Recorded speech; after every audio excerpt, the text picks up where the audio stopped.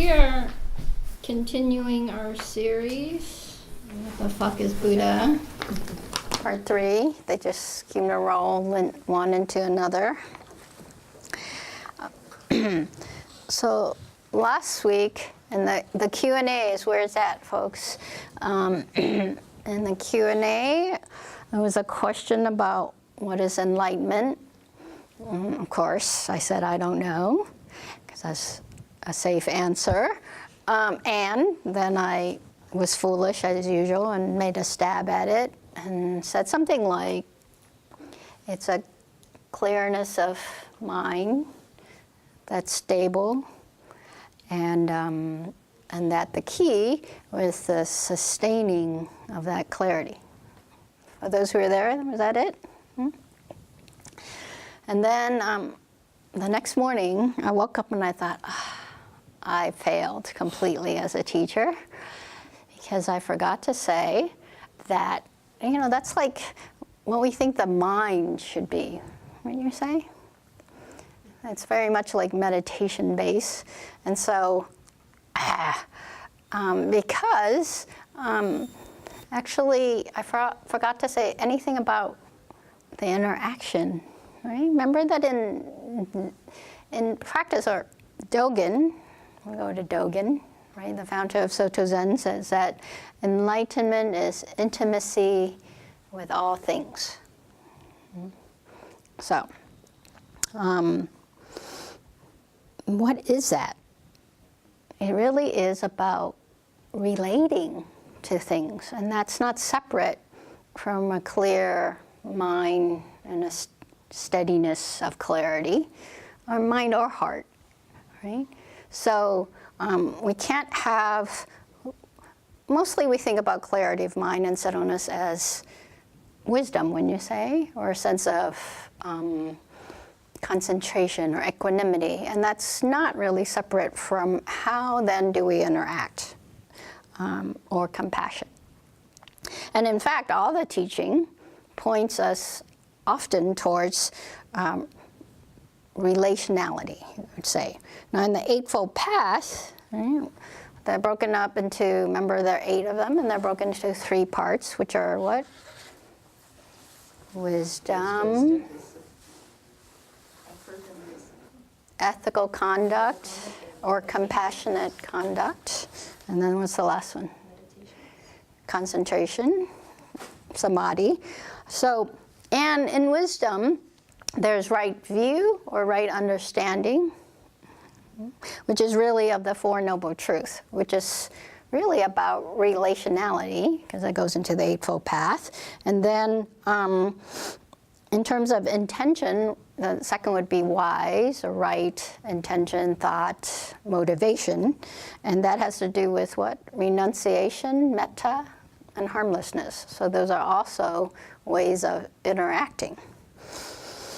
And then even the whole ethical conduct, right? When we have clear understanding and clear intention, then our conduct is about how we speak, how our action, our livelihood. That's all about interaction also.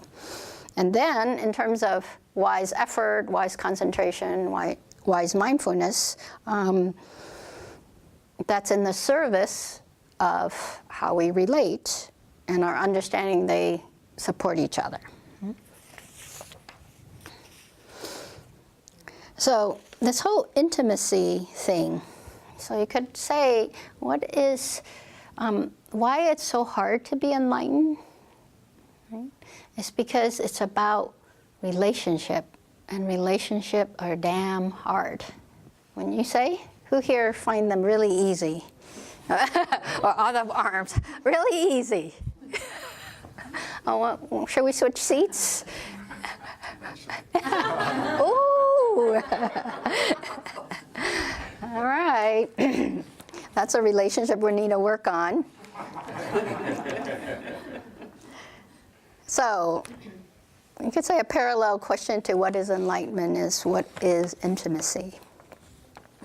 And of course, part of that problem is that whatever we think about relationship, we're going to bring to practice. And those are conditioned by our past, especially with our relationships with our parents or caretakers, our school or friendships, relationship, which were always just a lot of competition in school, wouldn't you say? And then, of course, cultural, movies, TV,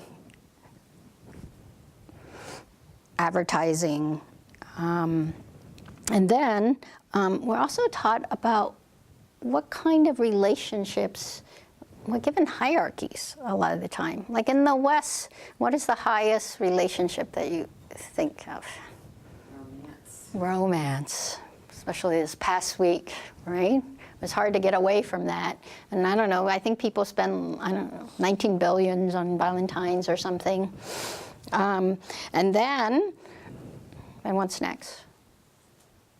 Family, probably. In some culture, family comes first before anything else. And then work or community. So there's lots of shutts to that. So we bring that to the Buddha, Dharma, and Sangha, right? Our expectations of those things, our fantasies. Here's from Charlotte Joko Back.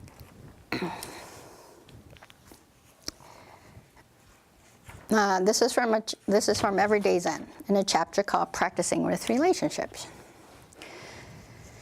She says, there's nothing wrong with conceptual, right, of the relative world. What goes wrong is that we don't see it for what it is. And not seeing it for what it is, we tend to pick our friends and lovers much as we turn on the TV. For instance, we meet a nice girl and, she looks like Channel 4. And I'm always calm and comfortable with Channel 4. I know what to expect on Channel 4. A certain range of this and that, a little news. I can be pretty comfortable with Channel 4 person, so we think. So we get together, and for a while, everything goes very well. There's a lot of comfort and agreement. It seems like a great relationship. But lo and behold, what happens after a while? Somehow Channel 4 has switched over to Channel 63. A lot of irritation and anger, sometimes Channel 49. All dreams and fantasies. And what am I doing all this with? And what am I doing during all this? See, I'm pretending to be just a Channel 4 person. But no, it seems I like to spend a lot of time on Channel 33 with childhood cartoons, mostly about my dream prince or princess. And then I have other channels like Channel 19. Gloom, depression, and withdrawal. And sometimes, just when I'm into gloom, depression, and withdrawal, she's into fantasy and light. And that doesn't fit very well. Or sometimes, all the channels seem to play at once. We have upset and a lot of noise, and one or both of the partners fight or withdraws. What to do? We are now into our usual mess, our usual scenario. And we have to try to fix it, don't we? Somehow, all was happy once. And what we've got to do, obviously, is to make both of us get back on Channel 4. Maybe that's why there's a lot of fights over the clicker. And we say to her, him, they, we should be like this, you should do that. That's the person I fell in love with. For a while, both parties make an effort because there is an artificial peace on Channel 4. And then she also said, and a lot of boredom. Actually, most marriages look like this after a time. Somebody said you can tell who in a restaurant is married. It's the couple who don't talk to each other. These days, they're probably the ones on the phones, right? It's interesting that the question nobody asks as the channels become confused is, who turned the channels on? Who is the source of all this activity? In a way, there's nothing wrong with the channels, but we never ask who turned on the channels. Who turned our acts on? What's the source? This is the key question to ask. if we don't ask this question and the suffering gets bad enough, sometimes we just leave the relationship and look for a new channel 4. Because we like channel 4, we tend to keep picking them. And this whole scenario is true not only for the intimate relationship, but at the office, on a vacation, or anywhere. This is what we do. After a number of these unfortunate episodes, we may begin to look at the whole picture of our life. Once in a while, a rare, lucky individual really begins to examine this whole question of what she's doing with her life and begins to find the basic questions. To ask the basic questions. Who am I? Where did I come from? Where will I go? Sometimes, very sadly, we may realize that after living with someone for a long time, we have never met him or her, have never known them. I did this for 15 years. Some people live out a lifetime and never meet. Their channels meet once in a while, but they never meet. Then we may be fortunate and encounter a great teaching. And in the Buddhist tradition, the Buddhist teaching says, it completely clears all pain. This is the truth, not a lie. We may not have any idea what this means, but if we are among the lucky ones, we may begin an intelligent practice and an effort to understand the teachings. Not true. Recently, I met someone who I've only met on Zoom, right? And they were like, wow, you look really different. You seem really different. I had no idea. And I've had friends where after I'm like, wow, don't they look different to you? Sometimes when you meet people and you get to know them more, all of a sudden they seem really different. And that's always a sign that you've projected a lot and you don't really see them. And recently I had a really deep opening about my mother, my biological mother. She died when I was 8, which is 44 years ago, right? And I had this huge opening around the loss of her. And I knew she died when she was 38, and I was 8, right? But then all of a sudden I thought, wow, what year was she born? I had never ever thought to myself, what year was this person born? Sometimes I thought, well, how old would she be? But somehow I just always added it from the date that I lost her, because it was from my perspective. And once I could have that distance from really having grieved for my sense of myself with her, who I was, right, the motherless child, then I was like, I had no idea. She was born in 1935, but I never ever had that kind of framing around it. Or it's like this with your parents too. My adoptive mother, right, she was this tall, blonde, German stock woman, right, second generation. And I remember that when I was in college, she showed me this picture. She was born in 1925, and she went to nursing school from high school. She went to the City of Hope, right? And she showed me this picture of her after she had graduated from nursing school, where she was leaning against, I can't remember what kind of car now, but it was, she told me it was purple with a white top, and that she had gone out and got, this is in the 50s, the skirt and the jacket to match that was lavender, and she had bleached her hair blonde, and that to match her car. And seeing this picture of her looking so sophisticated, right? In that moment, I saw her as a young person, as opposed to this whole idea of her as just my mother. Have you had that about your parents, right? When you see a picture of them, I think as a baby, yes, but more of a sense of who you can relate to as a person. So this is where we get to when we can let go of our ideas or include other perspective than our ideas of who someone is in relationship to us, right? So,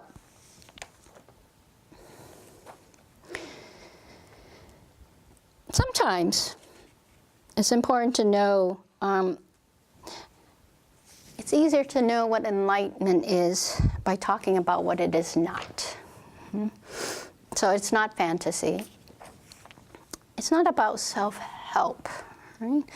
Not about fixing yourself, right? Enlightenment is not intimacy with the self you think you should be. It's intimacy with yourself as you are. It's intimacy with things as it is. Right?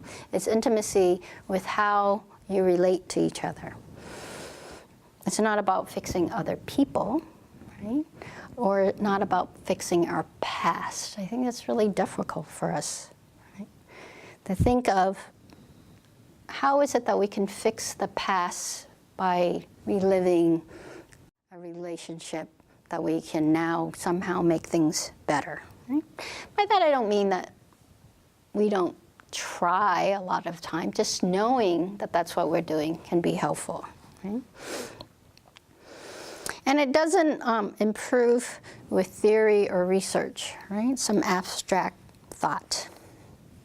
Here's more from Charlotte Jokobeck.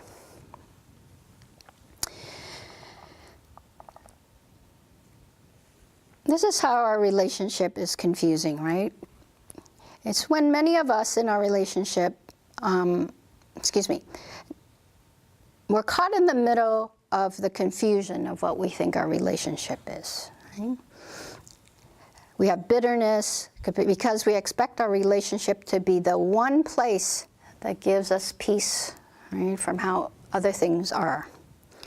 However, as we endeavor to practice with relationship, we begin to see that they're our best way to grow. In them, we can see what our mind, our body, our senses, and our thoughts really are. Why are relationships such excellent practice? Why do they help us to go into what we might call the slow death of the ego? Because aside from our formal sitting, there's no way that is superior to relationship in helping us to see where we're stuck and what we're holding on to. As long as our buttons are pushed, we have a great chance to learn and grow.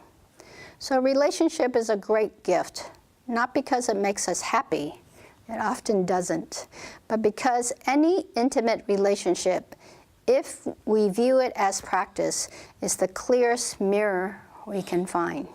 Remember, we were talking about mirrors and tiles last week. You might say that the relationships are the open door to our true self, to no self. In our fear, we always keep knocking at a painted door, one made of our dreams, our hopes, our ambitions, and we avoid the pain of the gateless gate, the open door of being with what is, whatever it is, here and now. It's interesting to me that people don't see any connection between their misery and their complaints, the feeling of being a victim, the feeling that everyone is doing something to them. It's amazing. How many times has this connection been pointed out in Dharma talks? How many? And yet because of our fear, we won't look. Only people of intelligence, energy, and patience will find that still point on which the universe turns. An unfortunate life for those who cannot or will not face this present moment is often violent and punishing. It's not nice, it doesn't care. Still, the truth is that it's not life, it's ourselves who are creating this misery. But if we really refuse to look at what we are doing, and I'm sorry how few people will look, then we're going to be punished by our life. And then we wonder why it's so hard on us. However, for those who patiently practice sitting, who begin to practice steadily in their daily life, for those people, there will be more and more a taste of the joy in a relationship in which no self meets no self. In other words, openness meets openness. It's very rare, but it does happen. And when it happens, I don't even know if we can use the word relationship. Who is there to relate to whom? You can't say no self relates to no self. So for this state, there are no words. Now, so in a way you could say the enlightenment or relationship is best known through engagement.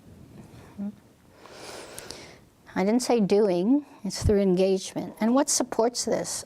On a certain level, this is Zen practice. It's all about engagement. We actually start with engagement of space, right? When you enter a Zen space, you enter with your left foot. There's a bow to mark that you've entered the space. When you go to your cushion, you bow to your cushion to honor your effort. You turn around, you bow to the room to honor everyone else's effort. So in the space, it also is about who inhabits the space, or how we inhabit the space. Or in a Buddha hall, there's all sorts of, a lot of it feels like, and on a certain level it's very practical, it's moving, people through a space in a way that we don't jostle each other. And it's really about showing respect, right, for how we're all inhabiting the space. Just like in kinhin. Remember that in a Zen kinhin, knowing the distance in front of you and the distance behind you as you're walking is key. It isn't about just me doing my practice, or an orioki. That's when you can really see it, right? That's why I say orioki, that's the formal eating, right? It's the hardest period, one, because it's often the longest period, but it's because it's so dependent upon what each person does. When you're not serving, it seems like it's all about the servers. And those people who walk so slowly because they are so mindful and serve you so slowly, you're just going, hello, hello, right? The longer you take, the longer I have to sit here and my knees hurt, right? So this is why you're taught to be fast. It's not because, I have to say that the mindfulness people are always just like, why do you guys eat so fast? And I said, if you've ever sat for orioki, you would know that the faster people move, the faster, it will be to end that period, because most of it's not eating. Most of it is relating, right? It's also relating, which moves us to the second thing, relating to things, right? Orioki bowls are set out in a certain way. How you serve, how you receive, it's all about interaction, right? And it isn't just about, just as when someone serves you, the server's goal is to give you exactly what you want. Right? And it's also to make sure that they don't, there's a rule about how you don't touch the ladle or any serving utensil to the bowls. That's a health issue in the sense of you don't want to move germs around, because we don't wash our bowls, right, between meals, right? So they have a lot going on, but a lot of it's about how do you, the server and you, interact so that you get exactly what you want, right? It's not like this. Right? I remember one of the first time I served the tanto at the time, and it is also about relating to the person when it doesn't feel like they know what they're doing, or maybe you don't know what you're doing, right? Because I remember it was my first time, and it was the tanto, and I was shaken, and it was quinoa, right? And she went like this, what does this mean in orioki? People know? It means none. So the thing in orioki is that you eat what you receive whatever's being served. But if you are allergic, this is what you're supposed to do, right? So you even go through the motion to receive because they're offering, right? But you go like this means you don't want any. This means a little bit. You even receive a little bit even though you might not like it, right? But she went like this. I thought she meant this, so I was struggling to put and then she was like, right? And that was her face, and I could have gone, I did go on going to my head like, but it's like the relationship there is so important, right? This is why after a while, you realize that how you say anything to anybody, how your movement are, matters so much. And as the days go on and we all get more and more tender in a retreat and a sesshin, every movement has interaction, has resonance, right? So it's so much of Oryoki is about interaction. Our forms are about interaction, right? With things, how to hold them. We hold things with two hands as much as possible. When you're holding your bowl to be served, it's two-handed unless you're handing it over. When you pour the water, even in the giving away your clean water, right? You'd also use two hands. You hold your rakusu with two hands. You hold it at heart level until you enter, then it's at eye level. These are all seem like stupid rules to make you mess up, but really they're about how is it that, unless we have those forms, we don't have a sense of what we're doing, right? This is like, my robe is at my heart space, right? Just like your Oryoki bowls, always two hands, is at your heart space. Then it goes into your consciousness space, right? This is the Buddha bowl. It's called the Buddha bowl, right? It's supposed to be the size of the Buddha's head, supposedly. Right? That's why you don't, well, I think that was, anyway, I'll leave that one, okay? So intimacy with things, right? And Zen, we're very practical, but it's really to help us because once you're learning how to relate with things, then in the space, then it helps you to practice to relate with others, right? And with yourself. So much of Oryoki and all the forms is to bring up the ego so that you can see how you relate to yourself. Do you always beat yourself up for not knowing the forms? Are you tight about the form? Are you too relaxed about the forms? Is it the relaxedness from not caring, right? Or is the relaxedness really just being able to respond? Now, gets us to the sense, right? Here's the hardest part about intimacy. It's that searching for intimacy doesn't get you closer to intimacy, does it? If you try too hard, right, with your expectations, perhaps with your effort, it isn't an intimacy that is about making something separate from you, right, or overwhelming you onto some other thing or being. So the intimacy is how are you with it? And it, by the way, it doesn't increase by somehow trying to figure out how to prove that someone is intimate with you or how are things intimate with you. Right? So it isn't this, the ironic thing is to get intimacy, one does not search for intimacy, right? It's the search, it's the searching energy, right? Especially a grasping kind of searching that keeps us actually away from true intimacy. So here's from the search.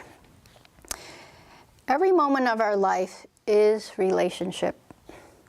There's nothing except relationship. At this moment, my relationship is to the rug, or to the zabuton, to the room, to my own body, to the sound of my voice. There's nothing except my being in relationship with each second. And as we practice, what grows in our life is this. First, a realization that there is nothing but being in relationship to whatever is happening in each moment.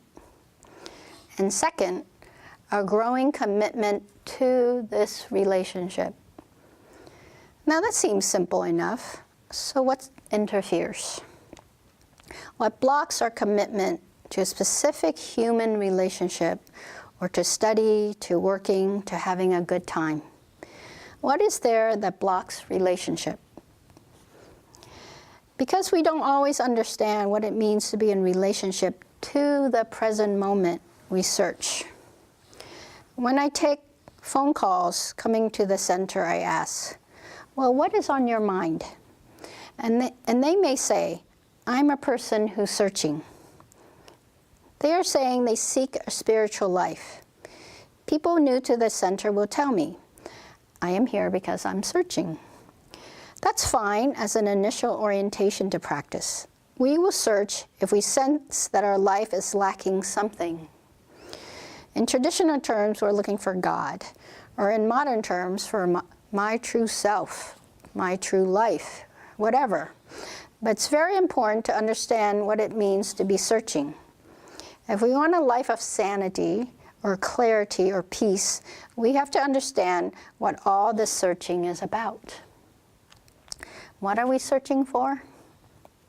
Depending on your particular life,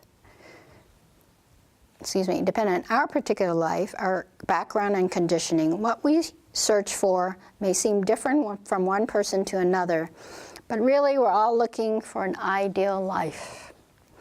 We may define it as an ideal partner, an ideal job, an ideal place to live. Even if other people's ideals sound very foreign to us, people are sure of what it is they think they have to find, and they are searching for it. In a practice like this, we tend to search for something called the enlightenment state. That's a subtle form of the search. But you have to know where to look. If you look at the skies of San Diego at night, that's where our center is, hoping to see the Southern Cross, you'll never find it. All you have to do is go to Australia. And there it is. We have to know what it means to look. We have to turn around ideas about this searching, and practice is a kind of turning around. Enlightenment isn't something we can search for, but we think we must search for something. So what are we doing?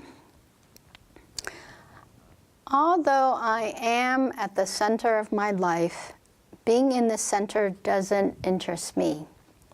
Something seems to be missing right here, so I'm interested in searching for the missing part.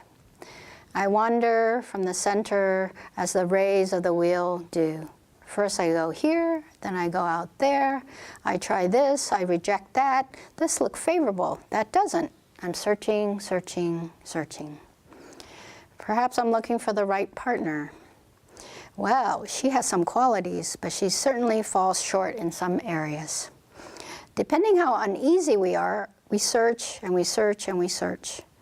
We may feel we never have the right job, so we search and fuss. We're either going to improve the job we have, or we think, I may not tell anybody, but I'm not going to be here that long. And in a sense, that's okay. I'm not saying to stay forever with a particular job. It's not the impatient action that is invalid. It's the fact that we think the searching itself is valid. I'll repeat that. It's not the impatient action that is invalid. It's the fact that we think the searching itself is valid. If we cease looking, searching, what are we left with? We're left with what's been right there at the center all the time. Underneath all that searching, there is distress. There is unease. The minute that we realize that, we see that the point isn't the search, but rather the distress and the unease which motivate the search. That's the magic moment when we realize that searching outside of ourselves is not the way. At first, it dawns on us just a little bit, and it gets clear over time as we continue to suffer. See, anything that we search for is going to disappoint us, because there are no perfect beings, perfect jobs, perfect places to live. So the search ends exactly in one place, which is disappointment. A good place. If we have any brains at all, it finally dawns on us, I've done this before. And we begin to see that it isn't the searching that's at fault, but something about where we look. and we return more and more to the disappointment, which is always at the center. What's underneath all that search is what? Fear, unease, distress, feeling miserable. We're in pain, and we use the search to alleviate that pain. We begin to see the pain comes because we are pinching ourselves. And just this knowledge is relief, even peace. And the very peace we've been searching for so hard lies in recognizing this fact. I'm pinching myself. No one is doing it to me. So the whole search begins to be abandoned, and instead of searching, we begin to see that practice isn't a search. Practice is to be with that which motivates the search, which is unease, distress, and this is the turning around. It never happens all at once. Our drive to go after things is so powerful it overwhelms us. No matter what I say, after we all leave here, in 5 minutes, we'll all be looking around for something to save us. As the vow says, desires are inexhaustible. But you won't exhaust desires by searching. You exhaust them by experiencing that which underlies them.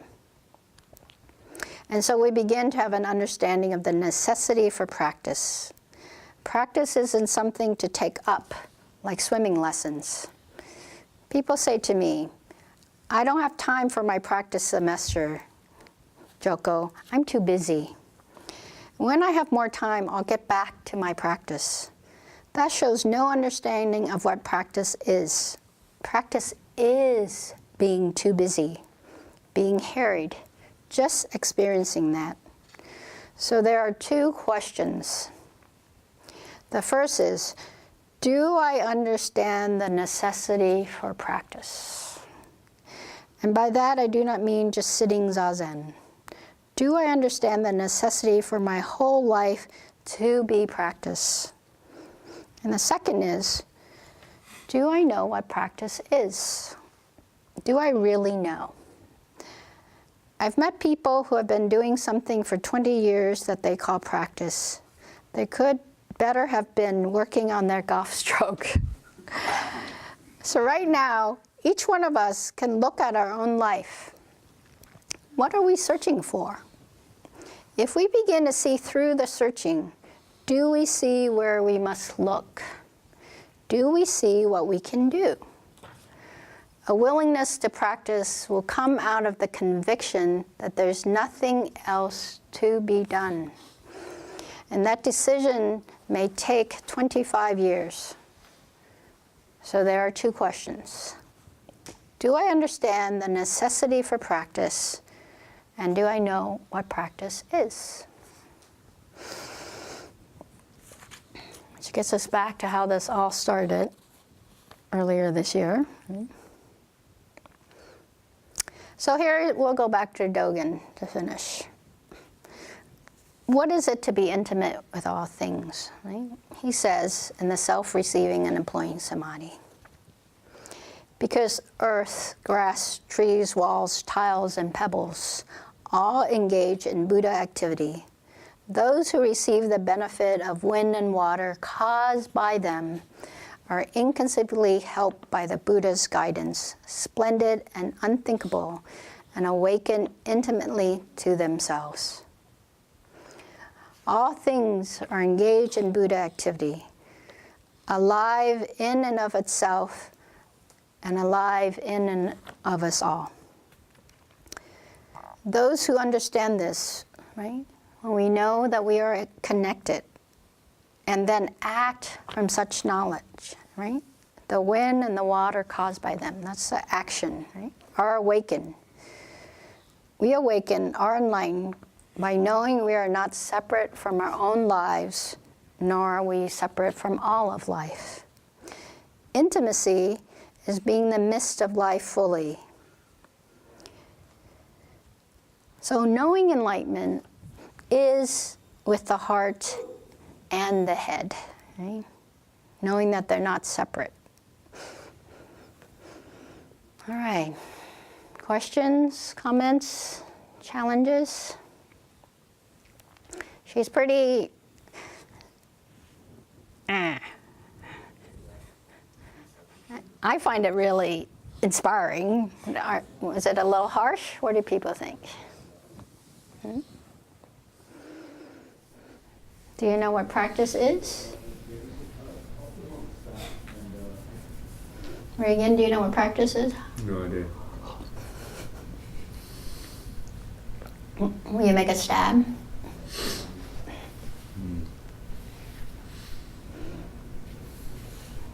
What is practice for you? Tell me that.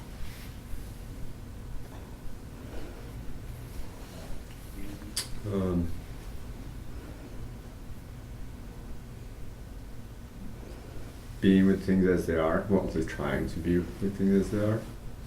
How do you do? And noticing all the times where I'm not.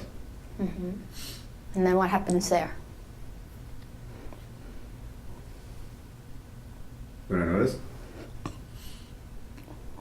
Nothing. I just notice. Do you stop interacting when you notice? How do you interact there?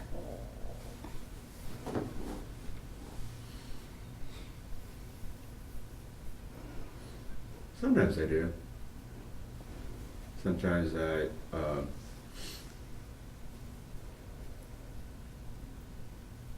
try to force myself into one way or another, and then I notice that. Force yourself. The time trying to be what I imagine I should be, especially during sessions. So is that disappointment that comes up? More like annoyance. Annoyance. Yeah. Maybe some disappointment. In yourself? Well, at that moment, usually in everything. And whoever is sitting next to me. But yeah, it's probably underlying is probably in myself. Right. Anyone else?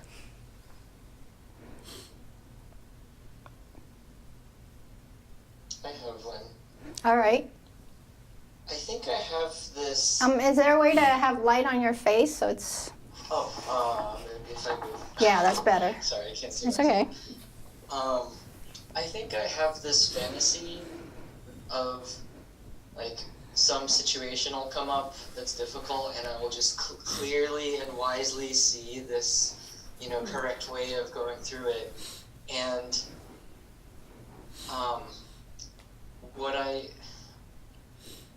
what's been on my mind recently was I had this difficult interaction with a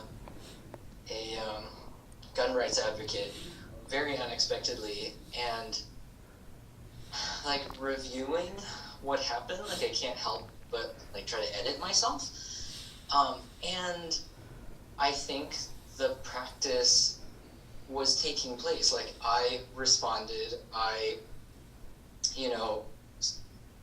responded to the like escalation that was being directed at me, and connected, and we had a very long conversation with some satisfaction, and got very personal, through it, and I guess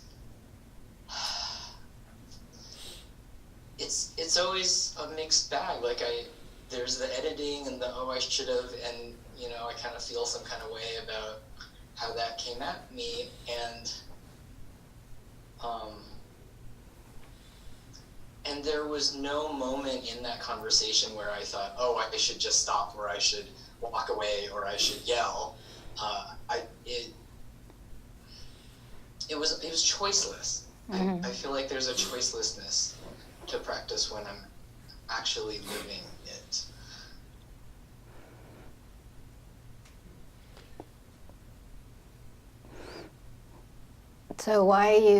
So which part was editing? Are you saying now you're editing?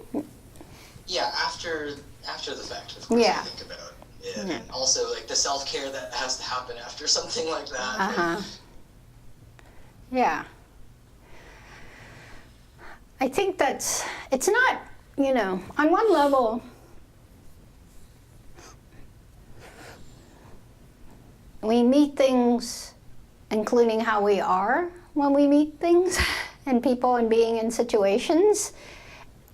And I think we should also be really careful.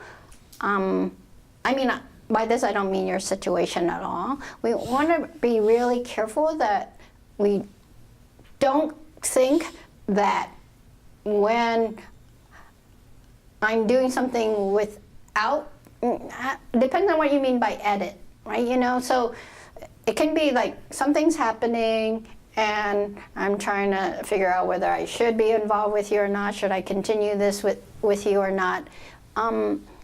That we don't take enlightenment to think that we should never not engage, right? Or that when we're enlightened, then the engagement will be easeful and it will be continuous, right? And then that's what enlightenment is, right? So, because there is always it's not like, are we connect with whatever's coming up and staying present with that, including our decision, let's say, not to engage. And then take, on a certain level, I think the only way we can really talk about it is, are we willing to take responsibility for that, right? And from that place, meet what else might come up. It isn't necessarily, that it's enlightened activity if I don't edit myself, or it's an enlightened activity if I don't have to think about it anymore, right? Because you could say, well, I just stole from that person and I don't think about it anymore, so that must have been enlightened stealing, right? So we want to be, by this I don't mean anything about what you're saying. I want us to also be really careful to not have some idea of what staying connected is. It doesn't mean that I should always be open to everything and just let everyone say whatever they want to say and however they say at me, right? Scream and yell at me, and if I can receive it, then I'm enlightened, right? Or that I'm stable and that I should let that happen, right? There can be an appropriate response, right? Which is that kind of energy coming at me is not going to help me to engage with you. Just like to make it simple, like how you are with children, like if they're like just screaming and yelling, sometimes you're just like, okay, settle down, then we'll talk about this. Or do you need some time out? Or I need time out, you need to go to the other room, right? So it isn't about being a rug for everyone to walk all over. We want to be careful about that too. So, right. Yes? I'm just thinking about the Dharma talk of I think a few weeks ago about what is Buddha, and that we talked about it being complete awareness in each moment, for example. I think that was one way we talked about it. And so I'm just putting that together with enlightenment and being intimate with all things, and just thinking that those sound like they're both aspects of the Buddha and enlightenment, that we're talking about something similar, or parts of the same thing. Well, because the Buddha is an example of someone who's awakened, which is usually how people talk about enlightenment, right? And so I guess I'm musing about that part of it is the awareness of all things, and part of it is this intimacy with all things. Yeah. So the thing so enlightenment on a certain level, enlightenment, or that is technically a noun. Enlightenment is better thought of as probably a verb or an adverb, right? It's because things are always changing. So enlightenment means to appropriate response on a certain level. So yes, on a certain level, let's say, someone who you disagree with is saying things to you. Part of enlightenment is to be open to hearing what they say, and then when it gets too much, or they're going to hit you or something, then an appropriate response would be to move out, to say stop, right? So that would be enlightened action in that moment. So it changes with conditions, which also includes this person's condition. I think that we have to be really careful that we're not always going, well, I need to open up, right? It also is, where is there space that I need to move through?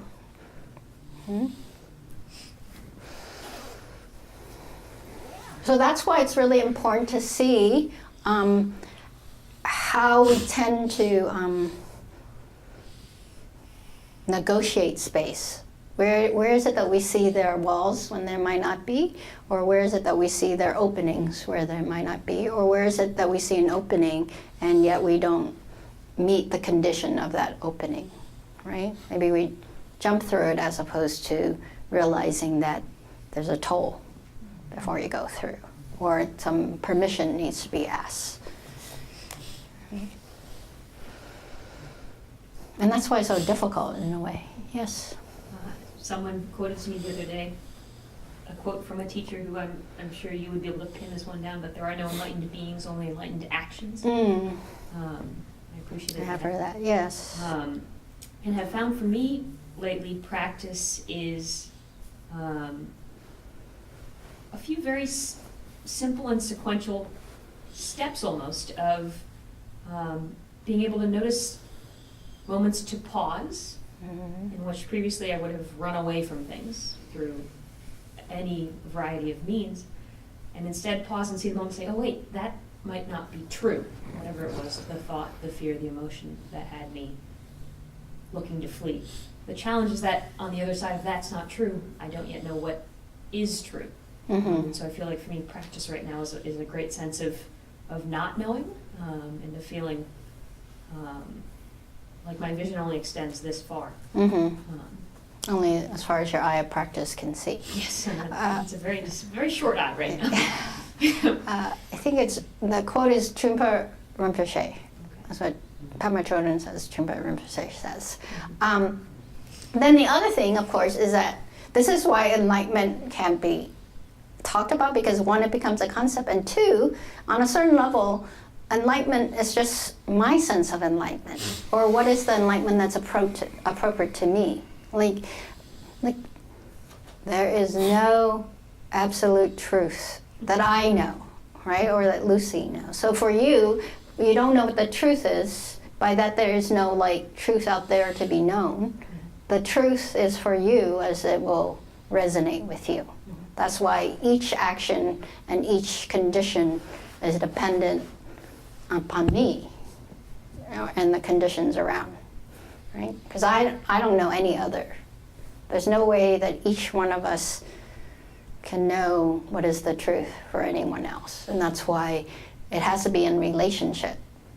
And when I start to say, well, this is your truth, then that's where we get in trouble. Or this should be your truth.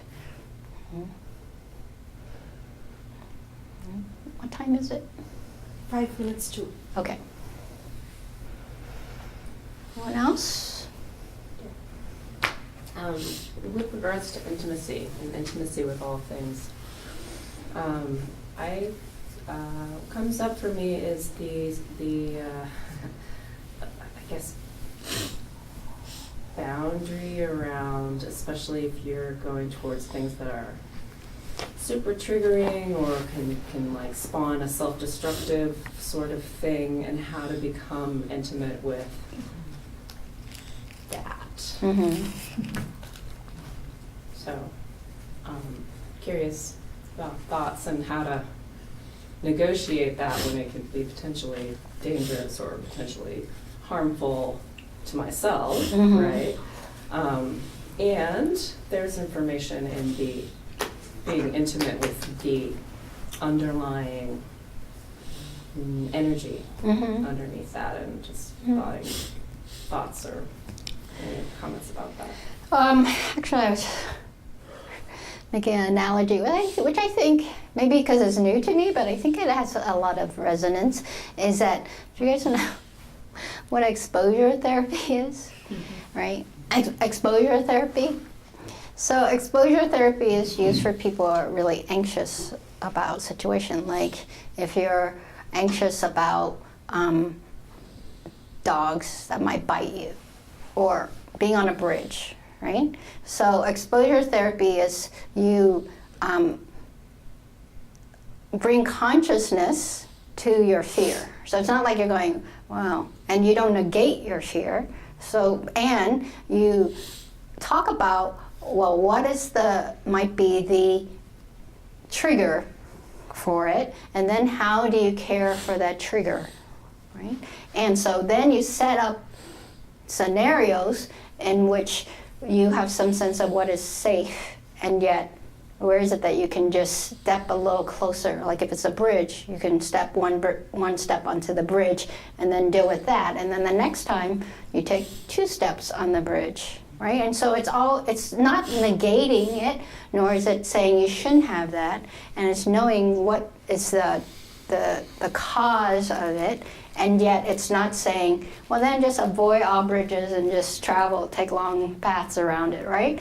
It's about how do I care for it in a way that cares for me, and yet also helps me to kind of expand my sense of safety, right? It isn't saying you should go on the bridge, and if you want to be able to not take the long road around everything, then it's useful to, expand your sense of how to meet unsafe, distressful moments. So, and exposure therapy, you never do it by yourself, really, right? I mean, you might literally go on yourself, but you're always in discussion with somebody who's one or more people supporting you to do it. So then it's also not isolating. That answer? For the most part. Except for when sort of those things spontaneously arise, and I guess then that's the choice to just like shut it down at that point and then we revisit it later? Or? Yeah, well, this is why on a certain level, practice is setting up the conditions where, we sit. We don't just sit in a period that's easy for us. Like if it's easy for 20 minutes, then you extend it. Then, if it's easy to do a 1 day, then you do a 3 day. I mean, and even in a 7 day, even though you've done thousands of 7 days, some of it's going to be painful. So it's like exposure therapy. You just, you intentionally put yourself in dis-easeful situation. Who here has never been disappointed in a sesshin? Every day you're disappointed. The zendo is too cold. The food's not what you think it will be. Your person should be there or shouldn't be there, right? First you're sitting in the morning, you say, where's my seatmate? She's sleeping in. You're disappointed that she didn't practice enough. But then when she's there and she wiggles all the time, then you're like, she's ruining my quiet, right? It's always sesshin is one huge fucking disappointment, right? I'm not sitting good enough, or why is the period too long, or it's always something. And so it's exposure therapy, right? To help us practice with that. So then the more you do it and the more you see all the things that how you are with disappointment, it helps you not, where you open to, often for many of us, is how is it that I keep pinching myself? How is it that I keep making it harder for myself? Right? That's where the opening comes in a sesshin. You just go, fuck, I didn't have to do it like that. Whatever it is. I could chant with my ears instead of trying to understand every word, or like, I could have been easy that I went left instead of right, right? Because at some point, all that disappointment just goes, you stop searching for finding satisfaction. And you're just like, I'm satisfied with the fact that I'm grouchy or that I can't go left when I should go right. And you're just like, you just give up searching for satisfaction. And ironically, when you let it go, then it's just like, oh, I went left. And somehow you just then let go, and then you just start to follow what everyone is doing, and so you end up going right when you should be going right. Right? And you actually settle into how things are, right? Yep, it's always some red soup on the third day so that my setsu stick is dirty as hell, right? Or whatever, I don't know. That's my disappointment, you know? There we go. Right? All right. Here we go. For any merit we accrue tonight, we dedicate to ourselves, to our heart and mind, in its disappointments, in its joys, and in its laughter. As we wish for all beings. In the 10 directions and the 3 times. Thank you very much.